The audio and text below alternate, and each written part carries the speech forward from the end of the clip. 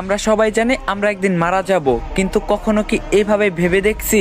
আসুন একটু ছোট্ট করে কল্পনা করা যাক। ধরুন আপনি মারা গেছেন, আপনাকে কাপড় দিয়ে ঢেকে রাখা হবে, আপনাকে সবাই দেখতে আসবে, সবাই কান্নাও করবে।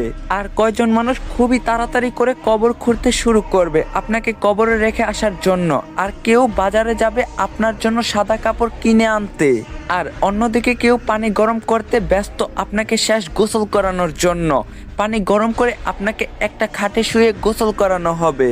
তারপর আপনাকে একটা সাদা কাপড় পরানো হবে, সাথে একটু সুগন্ধিও লাগিয়ে দিবে। আর ওইদিকে কবরও তৈরি হয়ে গেছে। এবার আপনাকে নিয়ে যাওয়া হবে জানাজার নামাজের জন্য।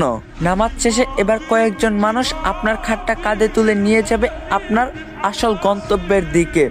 কবরে নিয়ে গিয়ে দুইজন মানুষ আপনার কবরে নেমে আপনাকে খুবই আস্তে করে কবরে শুইয়ে দিবে। সাদা কাফনে মোড়ানো আপনার লাশের বাঁধন খুলে দিবে আর আপনার মুখটা বের করে দিবে। তারপর তারা উঠে আসবে আপনাকে একা রেখে। তারপর আপনার কবরের উপর বাঁশ বিছানো হবে ঢেকে দেওয়ার জন্য। এবার সবাই আপনার কবরে মাটি দিচ্ছে আর চলে যাচ্ছে। আপনার উপরে বিছানো বাঁশের ফাঁকা দিয়ে আপনার উপর কিছু মাটিও পড়ছে। এবার মাটি দেওয়ার শেষে সবাই দোয়া করে চলেও যাচ্ছে সেই 3.5 হাত অন্ধকার কবরে আপনাকে একা রেখে।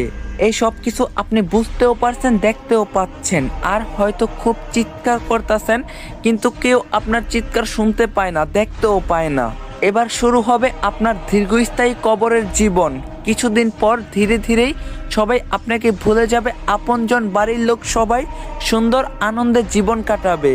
সবকিছু ঠিক আগের মতোই চলবে, সব থাকবে, শুধু থাকবেন না আপনি।